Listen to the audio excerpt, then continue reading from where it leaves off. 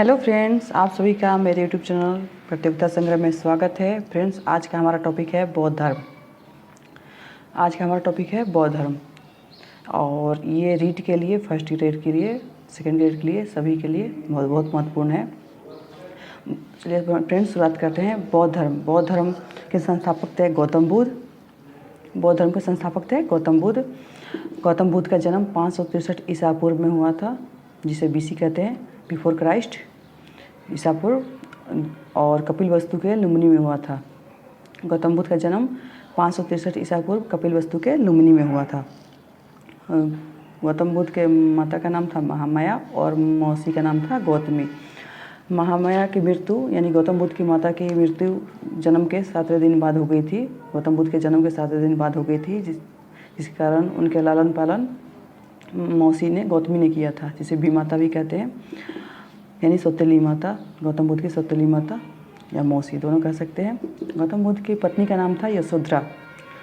Friends, ये जरूर ध्यान रखिए, यशोदा और यशोधरा। जैन धर्म अगर पढ़ेंगे तो उसमें देखेंगे कि महावीर की पत्नी का नाम था यशोदा, और ये गौतम बुद्ध अगर हम पढ़ रहे हैं तो इनकी पत्नी का नाम था यशोधरा। जरूर ध्यान रखें, छोटा थोड़ा बहुत, यशोदा और यशोधरा, नाम बड़ा छोटा है। पुत्र का नाम था राहुल और पिता का नाम था सुदोधन, जो शाक्य गणराज्य के मुखिया थे। गौतम बुद्ध के पिता का नाम था सुदोधन, जो शाक्य गण के मुखिया थे। गौतम बुद्ध के बचपन का नाम था सिद्धार्थ और उनके प्रथम गुरु थे, गौतम बुद्ध के प्रथम गुरु अलार कलाम थे और उनके दूसरे गुरु थे रुद्रक रामपुत। गौतम बुद्ध के दूसरे जो शिक्षक या टीचर कह सकते हैं वो रुद्रक रामपुत थे। और 5 साधक थे गौतम बुद्ध के, 5 साधक: कौंडिन्य, बप्पा, भदिया, महानामा और अशागी। गौतम बुद्ध की मृत्यु 483 ईसा पूर्व में हुई थी और ऐसा कहा जाता है कि जो चुंद ने भोजन दिए थे उसे ग्रहण करने के बाद उनकी मृत्यु हुई थी। अब देखते हैं फ्रेंड्स कि गौतम बुद्ध से संबंधित कौन कौन से प्रतीक चिन्ह हैं। गौतम बुद्ध से संबंधित कौन कौन से प्रतीक चिन्ह हैं, तो उनके जन्म से अगर हम कमल और सांड को उनके प्रतीक चिन्ह जन्म से लिया जाता है। घोड़ा उनके गृह त्याग, जिसे महाभिनिष्करण भी कहते हैं, और ज्ञान की प्राप्ति को पीपल के वृक्ष से दर्शाया गया है, और निर्वाण को पद चिन्ह और मृत्यु स्तूप। अब देखते हैं कि फ्रेंड्स कि किसे क्या कहते हैं गृह त्याग।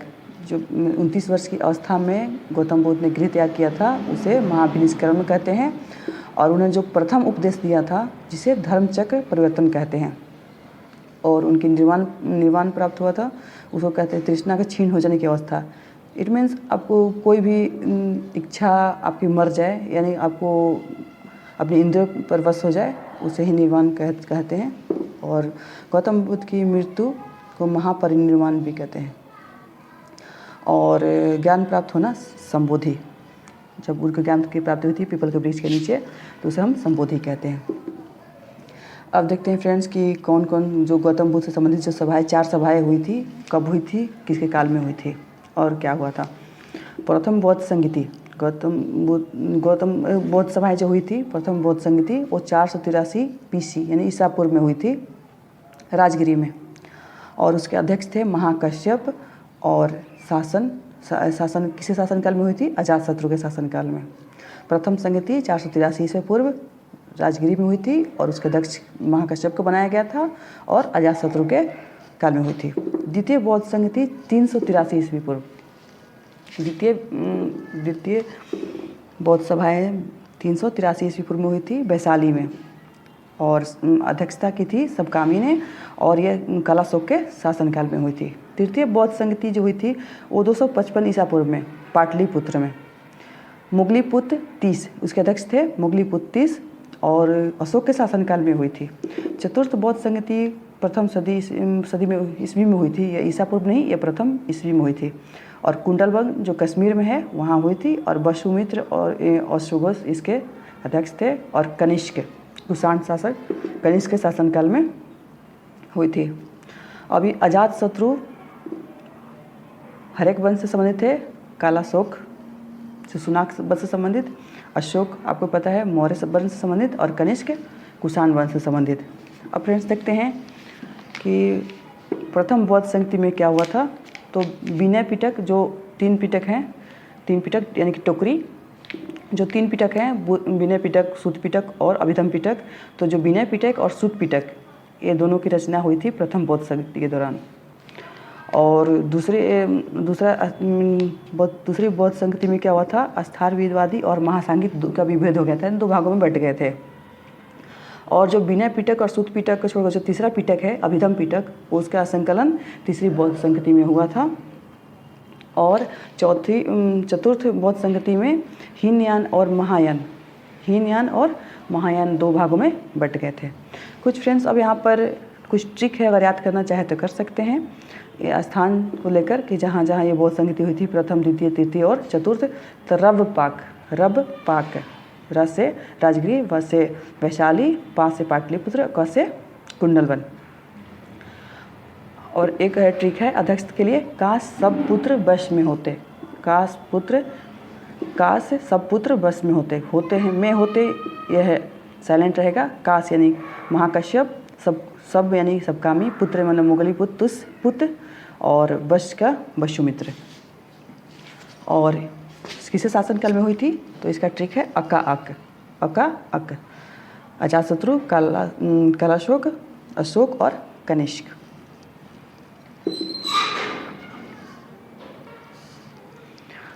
आप देखते हैं जो हीनयान और महायान जो 2 भागों में बट गए थे चतुर्थ बौद्ध संगति में, किसे संबंधित है, तो हीनयान का आदर्श है अहर्त है, उनका आदर्श वाक्य है क्या है, अहर्त। और आत्मदीपो भव, यानी अपना दीप खुद बनो और सिर्फ अपना उद्धार करते हुए निर्वाण करो। आत्मदीपो भव यानी सिर्फ अपना उद्धार करते हुए निर्वाण प्राप्त करो। अब महायान का आदर्श था बोधिसत्व, यानी बड़ी गाड़ी बनो, यानी अधिकाधिक लोगों उद्धार के लिए अपने निर्वाण में देरी करना। बोधिसत्व में क्या कहा गया है कि अधिकाधिक लोगों को उद्धार करने के लिए अपने निर्वाण में देरी करना। हीनयान क्या कहता है कि आत्मदीपो भव, यानी सिर्फ अपना उद्धार करो और निर्वाण प्राप्त करो। जबकि बोधिसत्व में महायान यानी बड़ी गाड़ी, यानी दूसरों को उद्धार करने के लिए अपने निर्वाण में देरी करो। लाइट ऑफ एशिया के ज्योति पुंज कैसे कहते हैं, गौतम बुद्ध के कहते हैं। अब जो हम कुछ चीज़ें देखेंगे जिसने गौतम बुद्ध के हृदय को परिवर्तित कर दिया था, उन्होंने गृह त्याग किया था, जिसे हम महाविनिष्क्रमण कहते हैं। तो 4 दृश्य देखा, इस क्रम को जरूर ध्यान रखें फ्रेंड्स, इस क्रम को जरूर ध्यान रखें। प्रथम बूढ़ा व्यक्ति, द्वितीय एक बीमार व्यक्ति, तृतीय 100 और चतुर्थ एक सन्यासी जो काफ़ी मुस्कुरा रहा था, यानी ज़्यादा सुख दिख रहा था। और बाकी जो बूढ़ा व्यक्ति जो बहुत परेशान था, फिर एक बीमार व्यक्ति जिसे बहुत परेशानी थी, और 100 जिसे देखकर बहुत लोग रोग बिलाप कर रहे थे, और एक जो सुखी सन्यासी था। इसकी वजह से उन्होंने सन्यासी का जीवन चुना। अब देखते हैं फ्रेंड्स, 6 वर्ष की कठिन तपस्या के बाद 35 वर्ष की अवस्था में पूर्णिमा की रात निरंजना यानी फाल्गु नदी के किनारे पीपल के वृक्ष के नीचे सिद्धार्थ को ज्ञान प्राप्त हुआ था, यानी गौतम बुद्ध को ज्ञान का प्राप्त हुआ था पूर्णिमा की रात। और निरंजना नदी 6 वर्ष की कठिन तपस्या के बाद 29 वर्ष में उन्होंने गृह त्याग किया था, और 29 6 35 होते हैं। 35 वर्ष की अवस्था में उन्हें ज्ञान की प्राप्ति हुई थी। उन्होंने जो प्रथम उपदेश दिए थे सारनाथ में, जिसे हम प्रथम उपदेश उन्होंने सारनाथ में दिया था, जिसे हम धम्मचक्र प्रवर्तन कहते हैं। गौतम बुद्ध ने भिक्षुणी संघ की स्थापना की थी वैशाली बिहार में, और सर्वाधिक उपदेश उन्होंने श्रावस्ती में दिया था। गौतम बुद्ध ने सर्वाधिक उपदेश श्रावस्ती में दिया था, और उपदेश उनका था पाली भाषा में। उनके प्रमुख अनुयायी कौन कौन थे, बिम्बिसार जो हरेक वंश से, प्रसेनजित, उदयन और अशोक। गौतम बुद्ध की मृत्यु हुई थी, जिसे हम महापरिनिर्वाण कहते हैं, 483 ईस्वी पूर्व में कुशीनगर में। फ्रेंड्स, एक यहाँ पर ट्रिक है लानीकू यानी कि लुम्बिनी नदी के किनारे, और निरंजना नदी, और ये है लुम्बिनी यानी लानीकू, ला से लुम्बिनी जन्म, नी से निरंजना नदी जहाँ ज्ञान की प्राप्ति हुई थी, और कु से कुशीनगर जहाँ मृत्यु हुई थी उनकी।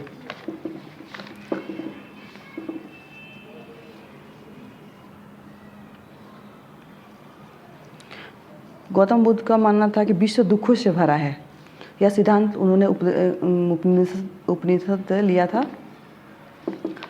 और भिक्षुक वहाँ पर जो 2 पार्ट में बटे हुए थे, भिक्षुक वो कहलाए जो बौद्ध धर्म के प्रचार के लिए जिन्होंने संन्यास लिया था, और उपासक वो कहलाए जो गृहस्थ जीवन जीते हुए, जो गृहस्थ जीवन जीते हुए बौद्ध धर्म अपनाने वाले को उपासक कहा गया है, और जिन्होंने बौद्ध धर्म के प्रचार के लिए संन्यास ग्रहण किया है उसे भिक्षुक कहा गया है। बौद्ध धर्म में सम्मिलित होने की आयु थी 15 वर्ष, और बौद्ध धर्म में प्रविष्ट होने को उपसंपदा कहा गया है। बौद्ध धर्म में जो शामिल हुए थे उसको उपसंपदा कहा गया है। बौद्ध धर्म के त्रिरत्न हैं बुद्ध, धम्म और संघ। बौद्ध धर्म के त्रिरत्न हैं बुद्ध, धम्म, संघ। वैशाख पूर्णिमा बौद्ध धर्म में बहुत ज़्यादा महत्वपूर्ण है, क्योंकि इस दिन गौतम बुद्ध के जन्म, ज्ञान प्राप्त होना और महापरिनिर्वाण वैशाख पूर्णिमा को हुई थी। इसके कारण बुद्ध पूर्णिमा बौद्धों में बहुत ज़्यादा महत्वपूर्ण है। अब 4 आर्य सत्य कौन से हैं? दुख, 4 आर्य सत्य हैं दुख समुदाय, दुख निरोध और दुख निरोध मार्ग। इस दुख चौथे हैं जो दुख निरोध मार्ग है, उसमें अष्टांगिक मार्ग बताया गया है कि कैसे हम मुक्ति पा सकते हैं दुख से। अब बुद्ध के त्रिपिटक कौन से हैं? सुत्त पिटक, विनय पिटक और अभिधम पिटक। सुत्त पिटक यानी सूत्र, सिद्धांत एवं उपदेशों को या शिक्षा को इसमें बताया गया है। इसके 5 भाग हैं, अगुत्तर निकाय, मध्यिकम निकाय, संयुक्त निकाय। और विनय पिटक है जो भिक्षु भिक्षुणियों के आचरण, जो विनय है ना आचरण है उससे संबंधित है। और अभिधम पिटक आध्यात्मिक, गौतम बुद्ध के आध्यात्मिक और दार्शनिक विचार से संबंधित है। जातक कथा, बुद्ध के पूर्व जन्म से संबंधित 5000 से अधिक योनियों को में जन्म, ऐसा कहा जाता है। जातक कथा में बुद्ध के जो पूर्व जन्म की से संबंधित चीज़ें हैं उससे संबंधित है ये। बौद्ध धर्म का परम लक्ष्य है निर्वाण, जिसका अर्थ होता है दीपक बुझ जाना, यानी सारी इच्छाएं समाप्त हो जाना। दीपक बुझ जाना या निर्वाण प्राप्त करना, यानी जीवन मरण चक्र से मुक्ति। निर्वाण प्राप्ति हेतु 10 शील पर बल दिया गया है।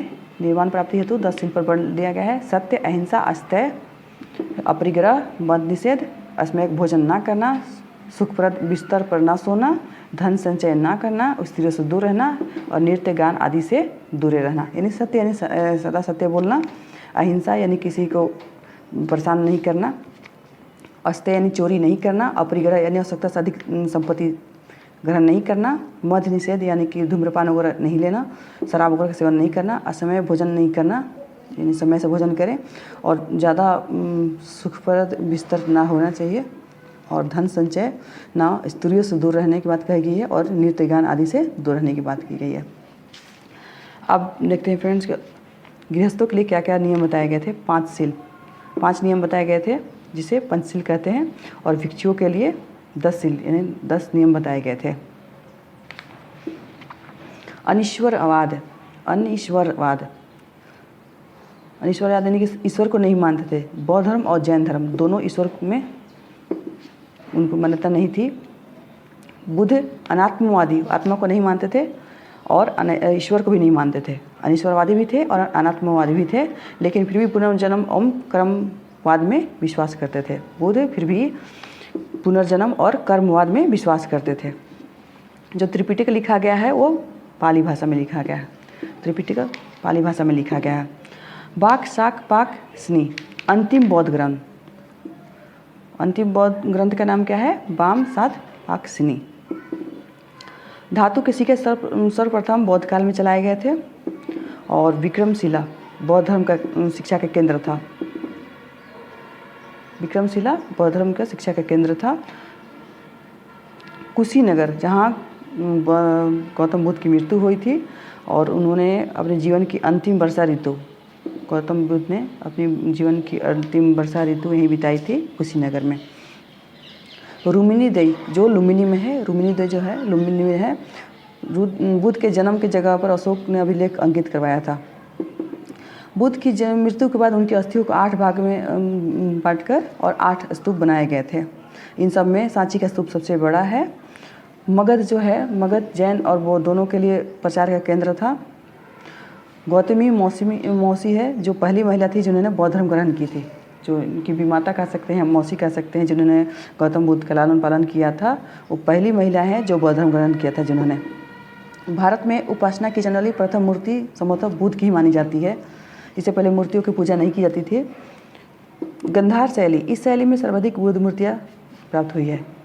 शैली आपको पता है कि गंधार शैली है और मथुरा शैली है। तो गंधार शैली में सर्वाधिक बुद्ध की मूर्तियाँ का निर्माण हुआ है, लेकिन फिर भी कह सकते हैं कि जो प्रथम मूर्ति थी वो संभवतः मथुरा कला में थी। ज़्यादातर जो सर्वाधिक मूर्तियाँ थी वो गंधार शैली में थी, लेकिन जो पहली मूर्ति थी वो मथुरा कला से संबंधित थी। ओके फ्रेंड्स, अब ये पहला पार्ट है, एक और पार्ट बनेगा जो बौद्ध धर्म के साहित्य से संबंधित होगा। तब तक लिए bye, thank you friends. Video पसंद आए तो please like, subscribe and share जरूर करें। Thank you friends.